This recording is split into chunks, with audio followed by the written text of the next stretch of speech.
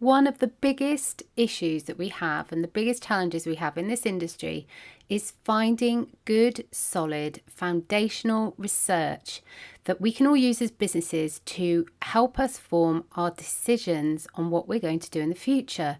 It's sadly lacking in the glamping and unique holiday rental industry, and that's why it's so important that I go out and speak to professionals and individual businesses that have a really brilliant insight and that can help us make our decisions. So welcome to episode 25. Glamping and unique holiday rentals are surging in popularity with the growing desire of customers to book holidays that deliver an experience. They are also the new business of choice for those wanting to improve their work-life balance. So how do you build a strong business like this that gives you the life you need and a great investment? I'm Sarah Riley, and I want to share what I've discovered after being immersed in this industry for over 20 years to inspire you to find out more about what's going on. Welcome, this is the business of glamping and unique holiday rentals.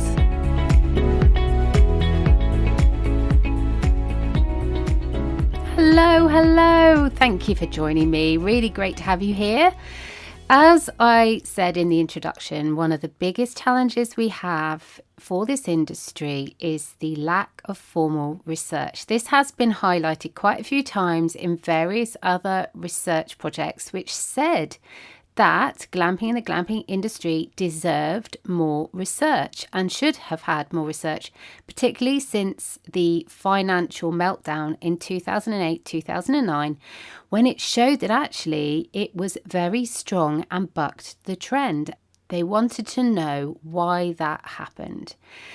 However, we haven't as yet had extra research done because it costs a lot of money. It's very resource intensive, and at the moment this industry isn't quite big enough to demand that kind of attention.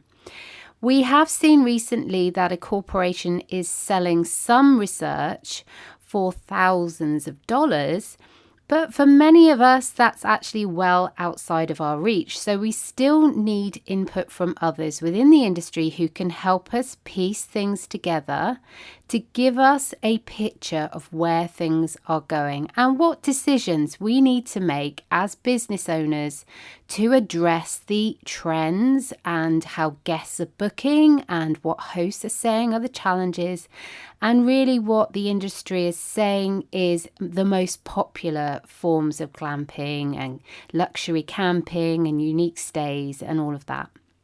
So this is why I always make it a real priority of mine to try to speak to a lot of specialists within this industry and people who know what's going on. And that's why I recently spoke to Claire Wills from Cool Stays. Now, Cool Stays is a really interesting company. They've got some fantastic collections which showcase really the very best of what's available in the UK and Europe and pretty much worldwide, along the lines of extraordinary places to stay.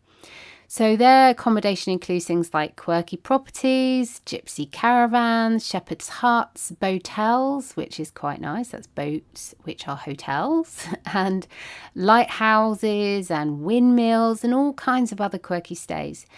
And it was founded back in 2013 to showcase these properties, and as a result, they have managed to collect a lot of data and a lot of insight into the way the industry is moving.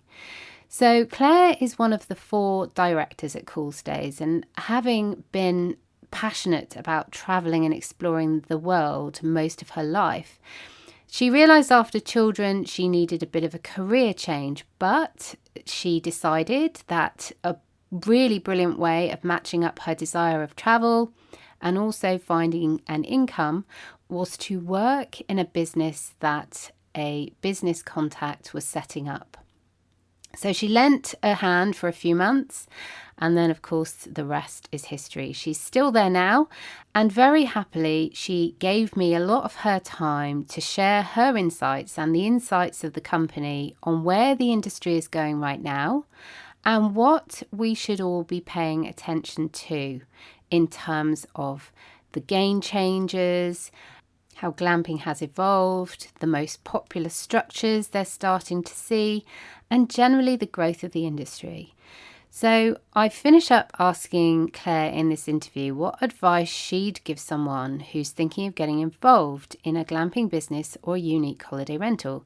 So without any delay, let's jump on over to the interview.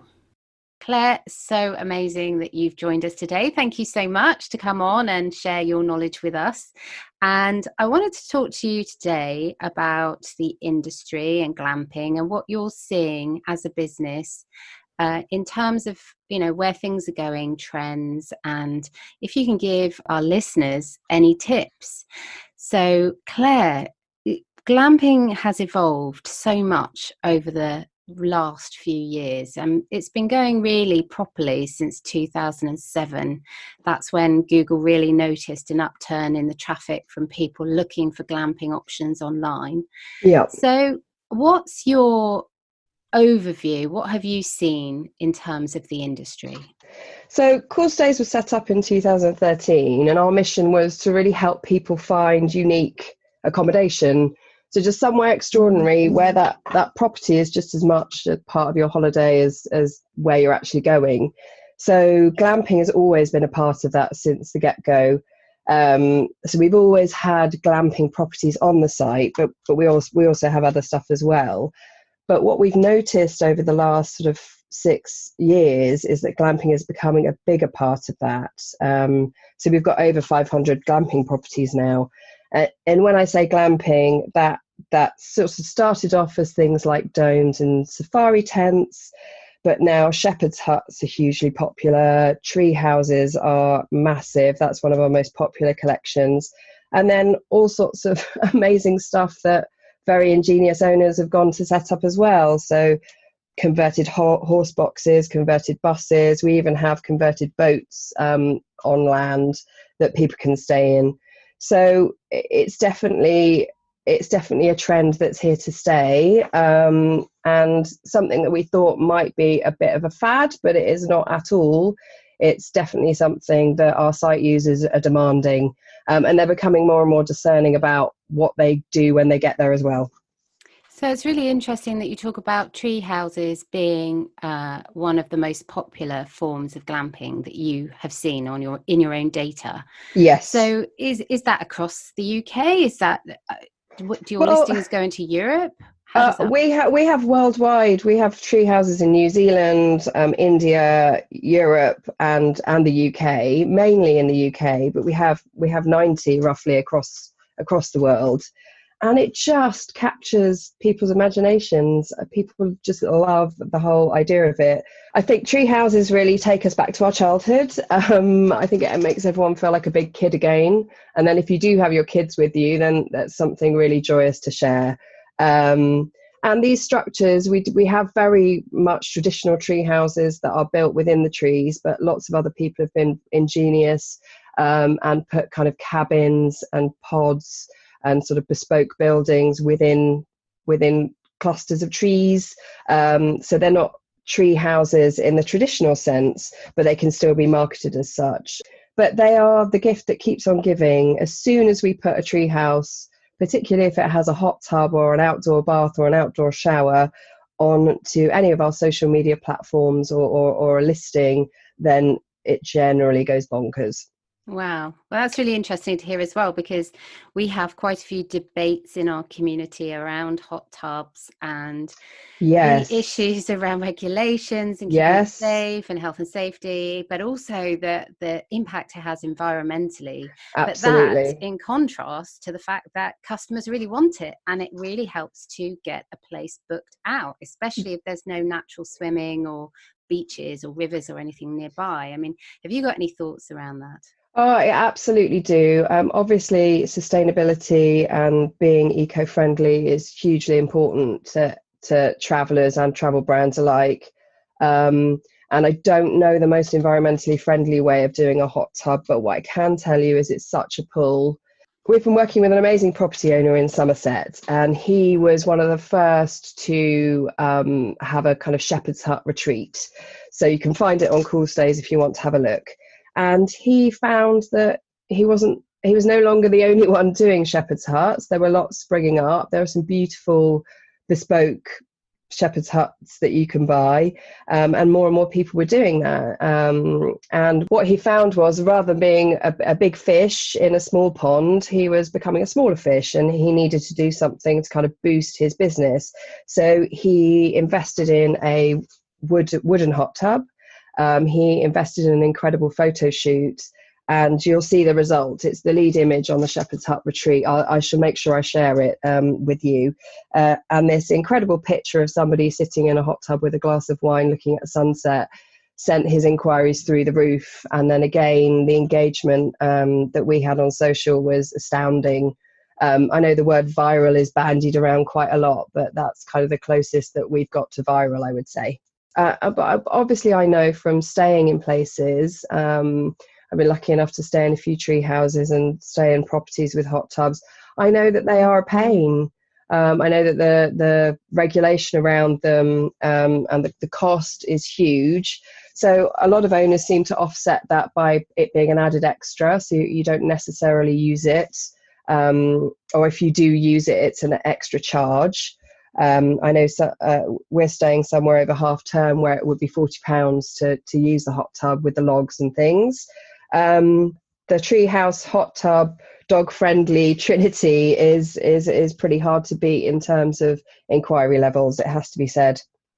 It's really interesting, all of that, what you were saying there about the hot tub giving an extra element of uniqueness to, from a business point of view, to the consumer, so that they choose you rather than someone else. This is particularly great to do when competition is increasing. But also that whole thing around the photography that you mentioned there, and the fact that the owner who put that hot tub in place, they then commissioned a great photography shoot, and that focused not on the fact that it has certain facilities like a hot tub. What it did instead is it focused on the benefit for the consumer, so they can actually see themselves sitting in that hot tub, drinking that wine, looking at that view. And I think that's so important for any photo shoot, any owner, anyone.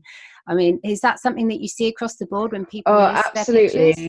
Absolutely. It will. At Cool Stays, I deal with a lot of the inbound inquiries. So people coming to us to find out about listing on the site. And I turn down 80% of people who approach us, pretty much mainly based on photo quality. And it's incredibly frustrating, because often owners, they've gone to the effort of putting this amazing place together.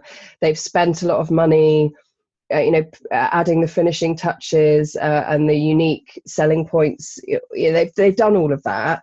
So the idea of then shelling out on photography seems like an added cost, but it literally pays you back. I cannot stress this enough. If there's one thing that you should invest your money in, it's a decent photo shoot. And it's kind of not getting your mate to do it, and not doing it on your iPhone, and not getting somebody who doesn't, it's a real professional who understands the lighting, who'll come and do it at different times of day. So the guy that took the photographs of the Shepherd's Hut retreat, I've recommended to quite a few of our owners, and I can tell you can see tangible results in conversions and in inquiry levels. So I've seen exactly the same as well, where members have used particular pictures and put them out there, and they've been either rejected by booking channels, or they just haven't had the impact that they were hoping for. And particularly around their website getting hits, the bounce rate is quite high, that kind of thing. And as soon as they invest, which is it can seem like a big investment, but as soon as you invest, then it makes it all so different. And when that's your shop window effectively. Those pictures are part of your shop window. Why wouldn't you make that investment? Well, absolutely. And I mean, a lot of agencies, are very savvy, and they have photographers that they send out, and they'll take photographs of your property or what have you. But that means that the photographs won't necessarily belong to you. So that's another important thing to remember, is you need to make sure the photo shoot is done for you, and that they belong to you. Yeah. And there's all kinds of licensing issues there between who has the copyright, between the photographer and the owner who's paid for the work to be done. And as you said, if there is a booking platform that actually gets the photographer to go out, and it's really important to do the homework there. Yes. If anyone's got any queries about that, I'll actually share a link in the show notes as well. Well, and if I've got, a few recommended photographers, if that would be useful, who I use regularly, who I think are amazing. And the other thing as well is that photography for press. So you've gone to this trouble of creating an amazing glamping site, and you've got your grand launch. And remember, the press are always looking for something new to talk about. If you don't then have the photography to back it up, then it's a non-starter. I can't pitch to press and all of our press contacts unless I've got the whole package. So that's important to remember as well. Yeah, and the full assets as well, not just pictures, but words, and everything that makes, as you say, whets the appetite of the media to grab that bit of content at the time that they need that content. Yeah, absolutely. And it's interesting that you said about hot tubs and water in general. One of the trends that we're definitely seeing is requests for, places to swim, do wild swimming nearby, outdoor swimming, open water swimming. So it's like making sure you've done your research as to what is around you, and making sure you're marketing that to people as well. Absolutely. It's definitely something that is becoming more and more popular, and running trails as well. So the whole kind of clean living, outdoorsy weekend away is, and we have lots of owners that are doing lovely packages where they've got nutritionists in, or trail runners to come and help train you, yoga weekends, that sort of thing, and anything that's a little bit different to what might be going on at a glamping site down the road. And as far as I can tell from my own data, from my own system, this is only going to ever increase, because as we get more saturated by data and office working and computer systems and the grind of the 9 to 5, people are going to be wanting to find escape, and they're going to be wanting those wellness, forest bathing, as you said, yoga, all of those things to really help them unwind during their holiday time. They're multitasking their holiday time. It isn't just going away, having a break. It's actually looking at how they can improve their health while they've got some time to do that. So it's really great that you say that. Well, getting the whole family off screens as well. I have children who are very attached to their screens if I let them be. But if we go on a glamping weekend, then there is no Wi-Fi often, or even if there is, we just have a family rule that the screens are away, because we're out doing something different, spending time together in a different way, and really kind of going off grid. And that's something that, even though there might be a bit of kicking and screaming and gnashing of teeth to begin with, they're actually quite happy with it once it's happened.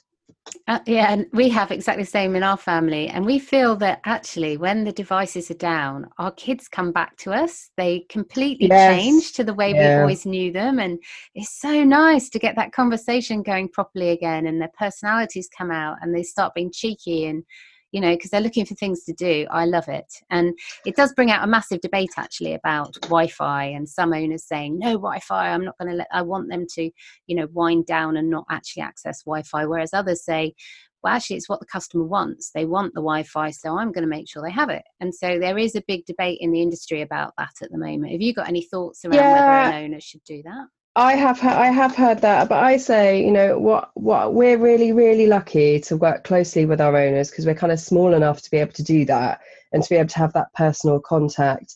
And I say it's completely up to the owner. The owner's got their little slice of heaven generally, and it's kind of their rules. So if that's what they think their customers want, and they want to provide that, so then you might have been outside all day, but you might want to chill out with Netflix in the evening or what have you, then that's down to them. A lot of people are very reliant on their devices and wouldn't want to completely go off grid. You may well be putting people off from booking you if you don't have that option, but you can always choose to not use it. As you said, that's down to the host to understand their customer, Yes. and it's their decision uniquely, really, Yes. rather than actually following a trend.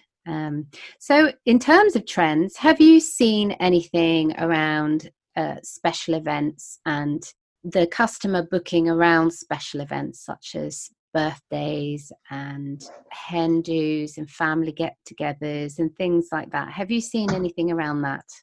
Absolutely. I mean, we have other collections on the site. So we have a kind of group accommodation collection, but within that we do have glamping. So we've got a lot of big houses, for example, that also have tree houses or shepherd's huts on site. So kind of mixing up the accommodation types to provide a bit of variety, and then obviously give people a little bit of privacy as well. With the glamping accommodation that takes big groups, they're definitely seeing a trend in inquiries for everything from friends having reunions to 30ths, 40ths, 50ths. So that applies to birthdays and anniversaries.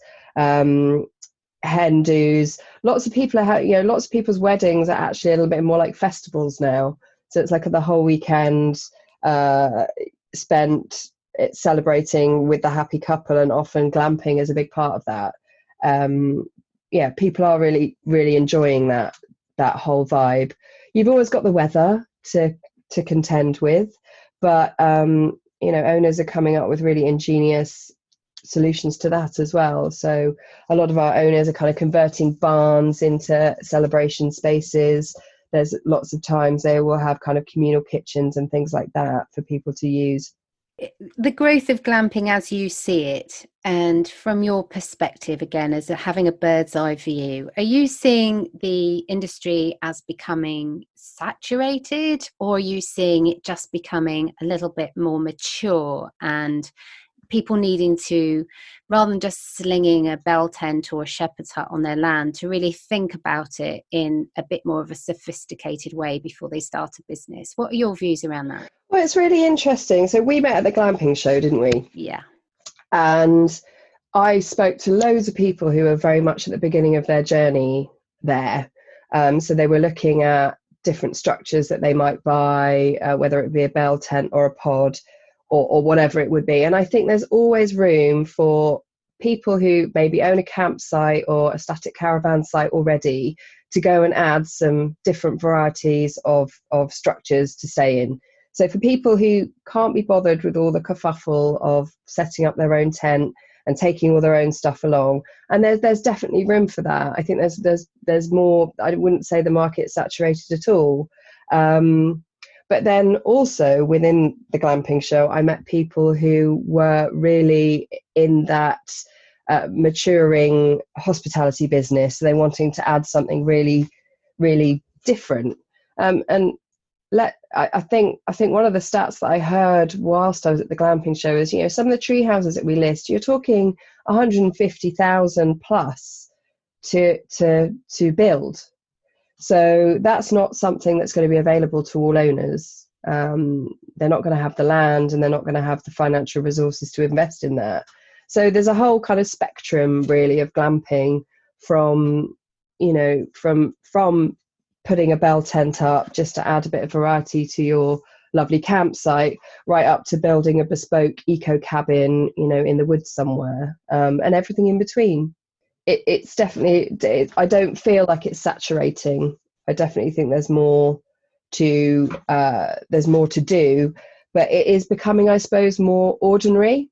We have a collection on the website called Quirky, and it's kind of, I suppose it probably used to be all of our glamping would have been in there in some way or other, and that is just not the case anymore. So the geodesic domes and things like that are becoming a little bit more ordinary because there's more of them around, obviously.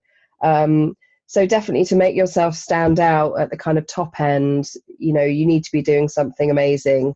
Conversions seem to be huge because I think that kind of fits in with all the sustainability stuff. So upcycling and recycling old vehicles and things like that is really popular.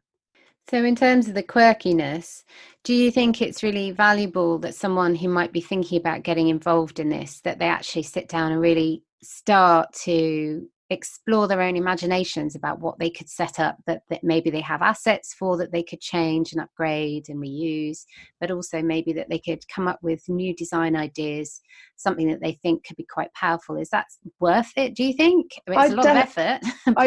I definitely think it is, but it's quite often when I get the backstories to owners, which is my favourite part of the job. It really is the amount of amazing people that I've spoken to over the last 6 years. It always starts with some sort of idea, some passion. Yeah, if you're a farmer looking to diversify your business and you're looking at glamping, then basically you're moving into hospitality, and that isn't for everyone. So there has to be an idea coming from somewhere. So, one of my owners had an old gypsy caravan that was left on site in her farm, and she's basically built an entire business off the back of that, where she now has a whole little gorgeous little kind of dingly dell in a valley with a river and a fire pit, and she's got 3 or 4 of these caravans that she then rents out, and that's really popular with hen dos and things like that. So there's always a spark that comes from somewhere, and it could be that we've got an owner that's developed what he calls the Hobbit holes up in the Lake District, because obviously he's a fan of that. It kind of depends on what your passion is, really. Other owners have very much gone down minimal Scandi design. That's hugely popular. So lots of glass, lots of solar panels, and lots of minimal furniture. It really is about what the owner is passionate about, and what they like. So really focus on your personality as an individual, really go for what interests you and what you're passionate about, and explore putting that into a business idea. And that, because there's only one of you, I suppose, is going to make your offering very unique and very different, and that will help you maybe stand the test of time. Would you say that's quite fair? Yes, absolutely, but also don't put all of that effort in and then kind of build it and hope that they will come. You've got to have the marketing to go with it. You can't kind of build this amazing thing and then not get it out there. And obviously, a lot of business owners aren't necessarily marketing experts. That's totally fair enough. You can't be amazing at everything. Lots of people are very good at it, but ask for help. Obviously, that's what you're here for too. And a couple of my owners have done your course and really enjoyed it, and found it really, really useful. But yeah, it's like ask for help. If you're not the amount of times I hear owners say, I'm not really into social media. Instagram is huge in terms of attracting guests. We've noticed this more and more. This is definitely a trend that I'm seeing. Almost Facebook is fading a little bit in our mind. I don't know if you found the same. Some elements of it are, but I could go on and on and on about that one, because I use it for my own business, and without Facebook my business wouldn't be what it is, and it wouldn't be growing the way it is. So it really depends on how strategically you use it, but the evidence is there that people who are going to or are looking to book somewhere, because there's this element, they need the trust to be able to give money to this business, that they usually go to Facebook just to check out if they have a business page, and just to check out how up to date that business page might be. So even just having a presence is really important, because people have that opportunity to find a bit more out about you, and you don't actually know which of the things you've done might lead to a sale. But as we know, Facebook is connected now with Instagram. It's owned by Facebook, and also that means that if you want to make the most of Facebook ads, which is just epic, then yes, you need to have some kind of presence on Facebook. But that whole thing is, it's about being strategic and targeted with what you're doing. Absolutely. One of the owners that we work with when they first set up their business. So they had a nursery business that was they had come to the end of the road for that, which left them with all these kind of outbuildings, which they've converted into really good fun glamping offerings. And the owner there very much has been learning as she's been going, and she set up a competition on Facebook, which somebody won, and they won a weekend away. But off the back of that, she feels very strongly that actually that first season was booked up on the back of that.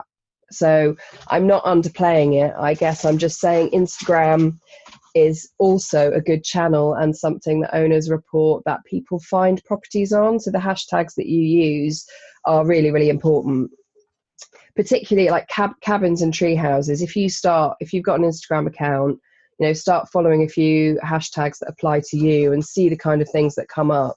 And the engagement that you get is really quite astonishing sometimes.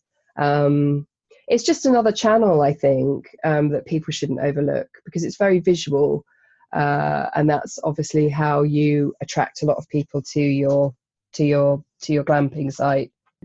So what would you say to someone who is planning to get involved in the glamping industry and the glamping scene? What's your view about where it is, and what would you say to them if they asked you that? Oh, it's a huge question that we could talk about for ages. But I would say that the glamping trend is here to stay. But some of the more traditional holiday accommodation providers are putting it in their offering as well. So you're going to find more and more hotels, B&Bs, inns, with the glamping options added to them. The amount of hotels that are kind of building cabins in their grounds or tree houses in their grounds. So the competition is going to grow. So what you are going to be offering has to be something good and something special. But on a very basic level, it's just doing your research, making sure you know exactly what's in your county and what's in your area, and trying to offer something a little bit different. And there's stuff that you would have a lot more advice on in terms of planning and permissions. It's kind of knowing what you're facing, and it's getting the marketing up and running as soon as possible. So I've seen lots of owners really successfully sort of set up their social media before their properties actually open, just to start building that audience, and sending almost, the glamping site as it's being built, just to kind of entice people in. You don't want it all to be up and running and open and then start your marketing. You want to get marketing as soon as possible. Go with what you know, go with what your passions are, and go with what you enjoy. Yeah. And as we were saying before, that whole, if you build it, will they come? Well, of course they'll come if you tell them where you are and if you become visible. Absolutely. But the effort is there. It's not just to put the effort into building a service and making the service impeccable. It's also about putting the effort equally into making sure your shop window is there on the internet and attracting people to you. Absolutely. And there are people like Cool Stays who've spent years making their website look as lovely as possible to be able to amplify your story to an audience who are already looking for extraordinary places to stay. So don't think you have to do it all yourself. Because there are ways of amplifying your story and reaching an audience that there's just no way you will be able to reach just on your own. Yeah, exactly. Well, thank you again so much, Claire. This is wonderful. And it's just so nice to have you on, and also to share your wisdom and expertise. And I look forward to seeing you hopefully at the next show. Yeah, no, I'll definitely be at the glamping show. And I'm loving the Facebook feed. It's just so interesting to see what people's issues are. It kind of helps us keep in touch with exactly what it's like on the ground and what it's like actually running a glamping business. Yeah, indeed. There are many challenges, but also so many exciting things and so many exciting successes. And we're really pleased that we can all share it all together here. So, keep listening and go and check out Claire, and all the links are in the show notes. That's over on episode 25. That's inspiredcamping.com/025. And we'll share all the links there so you can go and check it all out. So thanks again, Claire, and see you soon. Thank you. Bye.